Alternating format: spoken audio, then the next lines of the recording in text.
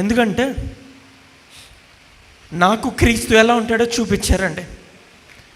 క్రైస్తవ్యం అంటే నాకేంటో చెప్పలేదు, కానీ యేసు ప్రభు ప్రేమ, యేసు ప్రభు జీవితం నాకు చూపించి, మాటలతో కాదండి, చూపించి అని చెప్తున్నాను. క్రైస్తవులకు ఉండాల్సిన మొట్టమొదటి లక్షణం మా నాన్నగారిలో నేను అది చూశాను. క్రీస్తులాగా క్రీస్తుని పోలి అని నడుచుకుంటా, ఆయనను పోలి నడుచుకోమని నాకు మక్కకి నేర్పించారు.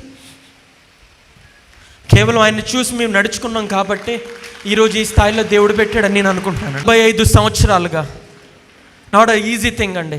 14 ఏట సేవకు వచ్చి ఒక చిన్న మారుమూల ప్రాంతంలో ఒక గుడిసెలో ఒక ముసలావిడే ఆయన సంఘంగా ఉండి 45 సంవత్సరాలుగా ఇది కట్టారండి.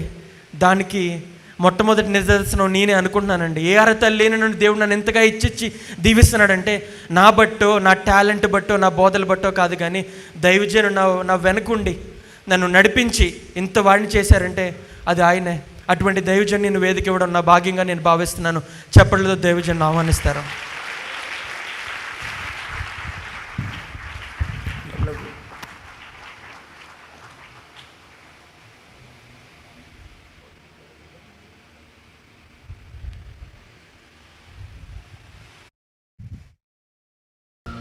ఈ పాటికే మీకు నా గురించి అర్థమైపోవాలండి. నేను నాకు స్తోత్రాలు చెప్పమనట్లా, లేకపోతే ఎవరో ఒక మనుషుడికి స్తోత్రాలు చెప్పమనట్లా, నీకు నాకు బ్రతుకునిచ్చిన దేవునికి చెప్పమంటున్నా. నీకు బ్రతుకునిచ్చిన దేవునికి చెప్పమంటున్నా. హల్లెలూయా, హల్లెలూయా, హల్లెలూయా. ఒక్కసారి దేవాది దేవునికి all the glory and all the honour belongs to only him. Hallelujah. నా లైఫ్లో అనుకోలేదండి 40 దినాలు ఉపవాసాన్ని నేను ఉండి ప్రార్థన చేస్తానని. వారం రోజులు నా లైఫ్లో హయ్యెస్ట్ ఉపవాసం ఉన్నదంటే లాస్ట్ 2 years ఉన్నాను. వారం రోజులు ఉపవాసం ఉండడమే దేవుడు పరిచర్లోకి వచ్చాక దేవుడు నేర్పించాడు ఎలా చేయాలి. మా అమ్మగారు నాన్నగారు బోధించి నేర్పించారు. కానీ ఎప్పుడూ అనుకోలేదు 40 దినాలు ఉపవాస ప్రార్థనలో ఉంటాను, నడిపించగలను అని. దేవుడు ప్రేరేపణ చెప్పు నడిపించి మరి ఇలాగా 40వ దినం రోజున ఇలా కూడికి పెట్టుకోవడానికి, దేవుడి నామాన్ని మహింపరచడానికి ఆయన ఇచ్చిన అవకాశాన్ని బట్టి ఆయనకి ఎన్నో వందనాలు తెలియజేస్తున్నాను. మరి దాదాపు 39 రోజులుగా ఒక 4-5 రోజులు తీసివేస్తే మిగిలిన రోజులన్నీ కూడా నేను బోధ చేశాను. కాబట్టి ఈరోజు కూడా నేనే బోధ చేసి మిమ్మల్ని బోర్ కొట్టించాలనుకోవట్లేదు. అభిషేక్తి లేని 2 దైవజనుల్ని మన మధ్యకి దేవుడు తీసుకొచ్చాడు. మరి ఇవాళ 2 ప్రసంగాలండి. కాబట్టి మీరు ఎంతో ధన్యులు. దేవుడు మిమ్మల్ని 2 ఆశీర్వాదం, 2 దీవెన, మీ ప్రతి ప్రార్థనకి 2 ఫలితం ఈరోజు ఇచ్చి పంపించబోతున్నాడు. హల్లెలూయా. మన కాకినాడ ప్రజలకి ఆలస్యం అనేది తెలియదండి, ఎందుకంటే మనం లేట్గా వస్తాం. ఎంత లేట్ అయినా దేవుణ్ణి మహింపరిచి వెళ్తాం. హల్లెలూయా. మరి చాలా ఆధిక్యత నేను భావిస్తున్నాను, ఎందుకంటే ఐఎమ్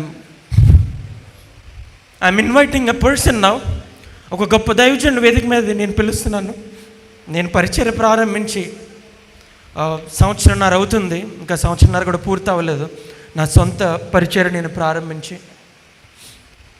ఒక్కసారి కూడా వేదిక మీదకి నేను పిలలేదు ఆ మనిషిని. ఒక్కసారి కూడా వాక్యం చెప్పమని నేను పిలలేదు. ఎందుకంటే నాకు క్రీస్తు ఎలా ఉంటాడో చూపించారండి. క్రైస్తవ్యం అంటే నాకేంటో చెప్పలేదు, కానీ యేసు ప్రభు ప్రేమ, యేసు ప్రభు జీవితం నాకు చూపించి, మాటలతో కాదండి, చూపించి అని చెప్తున్నాను. క్రైస్తవులకు ఉండాల్సిన మొట్టమొదటి లక్షణం మా నాన్నగారిలో నేను అది చూశాను. క్రీస్తులాగా క్రీస్తుని పోలి అని నడుచుకుంటా, ఆయనను పోలి నడుచుకోమని నాకు మక్కకి నేర్పించారు. కేవలం ఆయన్ని చూసి మేము నడుచుకున్నాం కాబట్టి ఈరోజు ఈ స్థాయిలో దేవుడు పెట్టాడని నేను అనుకుంటున్నానండి. మీరు చాలామంది అనుకోవచ్చు, మీకంటే తెలుసు కాకినాడ పట్టణంలో ఉన్న వాళ్ళకి ఆయన సేవా పరిచర్య ఏంటో, ఆయన ప్రార్థన ఏంటో, ఆయన ఆత్మతో నింపడితే ఎలా ఉంటుందో అందరికీ తెలుసు. కానీ చాలామంది ఆన్లైన్లో చూస్తున్న వారికి, లైవ్లో చూస్తున్న వారికి పెద్దగా తెలియదు. అన్నీ ఉన్నాయి, పెద్ద దైవ సేవకుడు కుమారుడు, అన్నీ ఫ్రీగా వస్తున్నాయి, అన్నీ కాళ్ళ దగ్గరికి వస్తున్నాయి అని చాలామంది అనుకుంటారు. మీకు తెలియదండి, మా నాన్నగారు పడిన ప్రయాస 14 ఏట సైకిల్ మీద, డొక్కు సైకిల్ మీద ఆయన పరిచర్య ప్రారంభించి ఈనాటికి దాదాపు 5 లక్షల మంది పైగా దేవుని రక్షణలోకి నడిపించారండి ఆయన. హల్లెలూయా.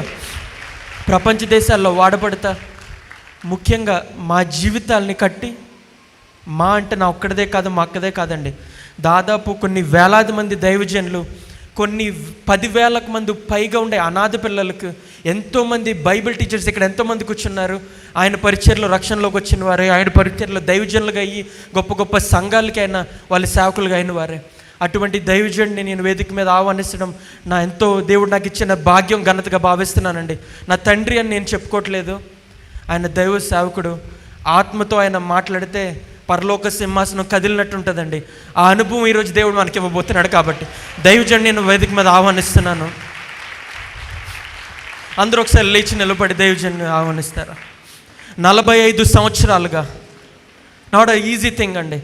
14 ఏట సేవకు వచ్చి ఒక చిన్న మారుమూల ప్రాంతంలో ఒక గుడిసెలో ఒక ముసలావిడే ఆయన సంఘంగా ఉండి 45 సంవత్సరాలుగా ఇది కట్టారండి. దానికి మొట్టమొదటి నిదర్శనం నేనే అనుకుంటున్నానండి. ఏ అర్హత లేని నుండి దేవుడు నన్ను ఎంతగా ఇచ్చిచ్చి దీవిస్తున్నాడంటే, నా బట్టో, నా టాలెంట్ బట్టో, నా బోధల బట్టో కాదు, కానీ దైవజనుడు నా వెనుకుండి నన్ను నడిపించి ఇంత వాడిని చేశారంటే అది ఆయనే. అటువంటి దైవజనుని వేదిక ఇవ్వడం నా భాగ్యంగా నేను భావిస్తున్నాను. చెప్పడంలో దైవజనుని ఆహ్వానిస్తారు.